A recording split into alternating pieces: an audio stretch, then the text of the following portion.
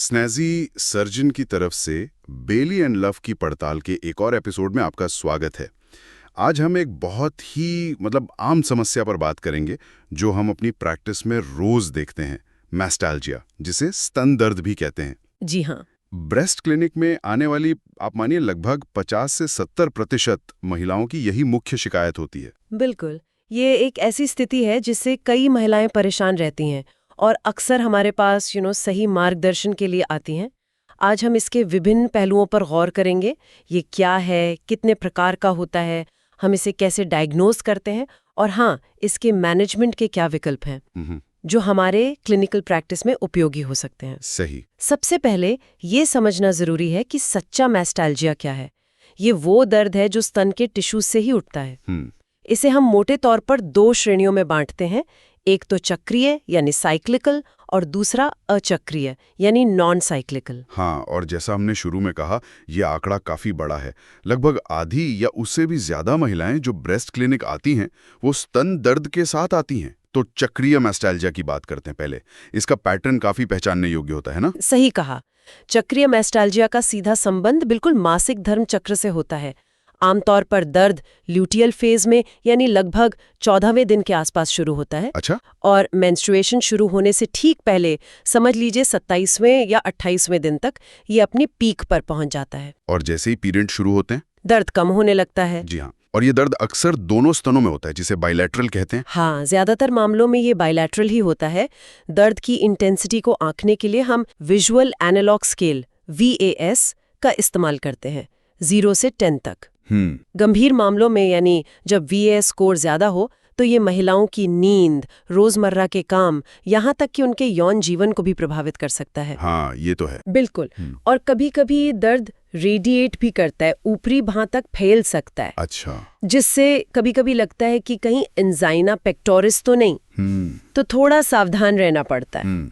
और इसके कारण वो अभी भी क्लियर नहीं है शायद। हाँ, इसके सटीक कारण अभी भी पूरी तरह स्पष्ट नहीं है। कई थ्योरीज है, जैसे हार्मोनल इम्बैलेंस। हाँ, हार्मोनल असंतुलन, कैफीन का रोल, एसेंशियल फैटी एसिड की कमी, वाटर रिटेंशन या साइकोन्यूरोसिस।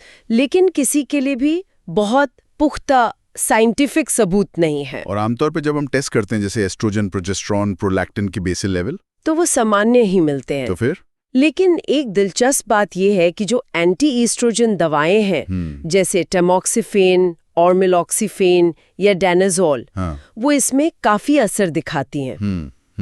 इससे ये अंदाजा लगता है कि शायद समस्या हार्मोन के लेवल में नहीं, बल्कि स्तन के टिश्यू की ईस्ट्रोजन के प्रति बढ़ी हुई सेंसिटिविटी में है। ये एक महत्वपूर्ण क्लिनिकल पॉइंट है। अच्छा, अब अगर हम अचक्रीय मैस्टैल्जिया की बात करें तो वो चक्रीय से कैसे अलग है?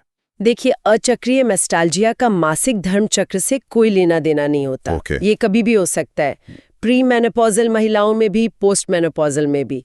और अक्सर ये दर्द चक्रीय दर्द की तरह फैला हुआ नहीं होता, बल्कि काफी लोकलाइज्ड होता है, एक जगह पर। हाँ, और कभी कभी एक स्पष्ट ट्रिगर पॉइंट भी मिल जाता है, दबाने पर जहां दर्द हो। अच्छा, इसके पीछे क्या कारण हो सकते हैं?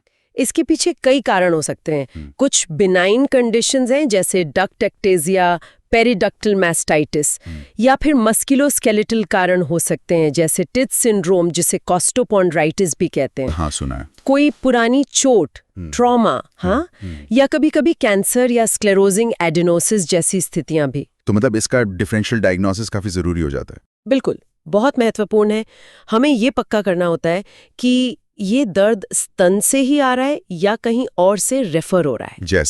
जैसे अंजाइना का दर्द, पित्त की थैली का दर्द यानी बिलियरी कॉलिक, एसिड रिफ्लक्स या रिफ्लक्स एसोफेगाइटिस, या फिर गर्दन की समस्या, सर्वाइकल स्पॉन्डिलोसिस। हाँ, ये सब रूल आउट करना जरूरी है। और एक बात जो अक्सर शायद नजरअंदाज हो जाती है, खासकर हमारे जैसे निम्न और मध्यम आय वाले देशों में, जी, वो है विटामिन डी और कैल्शियम की कमी।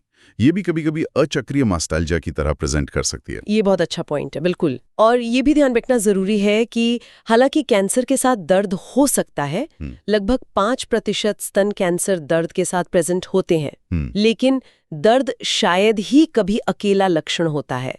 आमतौर पर गांठ या त्वचा में बदलाव जैसे दूसरे लक्षण भी मौजूद होते हैं। ठीक है। तो डायग्नोसिस और असेसमेंट की प्रक्रिया पर आते हैं। जाहिर है सबसे पहला उद्देश्य तो कैंसर को रूल आउट करना होता है। बिल्कुल, उसमें कोई दो राय नहीं। क्लिनिकल ब्रेस्ट एग्जामिनेशन और ज़रूरत के हिसाब से इमेजिंग जैसे मैमोग्राफी या अल्ट्रासाउंड ये तो असासी हैं। और अगर जांच में सब कुछ सामान्य आता है तो मरीज को आश्वस्त करना मतलब रीअश्योरेंस ये मैनेजमेंट का एक बहुत बड़ा हिस्सा है। सही बात है। और दर्द को क्लासिफाई करने के लिए कि ये चक्रीय है या अचक्रीय, आप दर्द चार्ट की बात कर रही थी। हाँ, हम अक्सर मरीज को 1 महीने के लिए दर्द चार्ट मेंटेन करने की सलाह देते हैं। इससे पैटर्न समझने में बहुत मदद मिलती है। और अचक्रीय दर्द की केस में अगर हमें अचक्रीय दर्द का शक है तो मस्कुलोस्केलेटल एग्जामिनेशन जरूरी हो जाता है ताकि हम कोस्टोकॉन्ड्राइटिस या लैटरल चेस्ट वॉल पेन जैसे रेफर्ड पेन के कारणों को रूल आउट कर सके। और अगर कोई ट्रिगर पॉइंट मिल जाए? हाँ, अगर जांच में कोई स्पेसिफिक ट्रिगर पॉइंट मिलता है जहां लोकलाइज्ड टेंडरनेस हो तो वहां लोकल इंजेक्शन का भी विकल्प होता है। उस पर हम बाद में आएंगे। ठीक है, चलिए अब ट्रीटमेंट पर आते हैं। सबसे पहले जनरल मेजर्स क्या है? सबसे पहला और सबसे जरूरी कदम, जैसा मैंने कहा, मैलिग्नेंसी को रूल आउट करना और मरीज को रीअश्योर करना कि दर्द का कारण कैंसर नहीं है। ये साइकोलॉजिकली बहुत मदद करता है। हाँ बिल्कुल। इसके अलावा दिन के समय एक अच्छी फिटिंग वाली सपोर्टिव स्पोर्ट्स ब्रा पहनने से भी काफी आराम मिल सकता है, खासकर चक्रीय मस्टैल्जिया में। ये तो सिंपल उपाय है। और अगर मेडिकेशन की जरूरत पड़ती है तो फिर हम कैसे आगे बढ़ते हैं? ये दर्द की गंभीरता पर निर्भर करता है। हम VAS स्कोर से मापते हैं, जैसा हमने बात की थी। हाँ।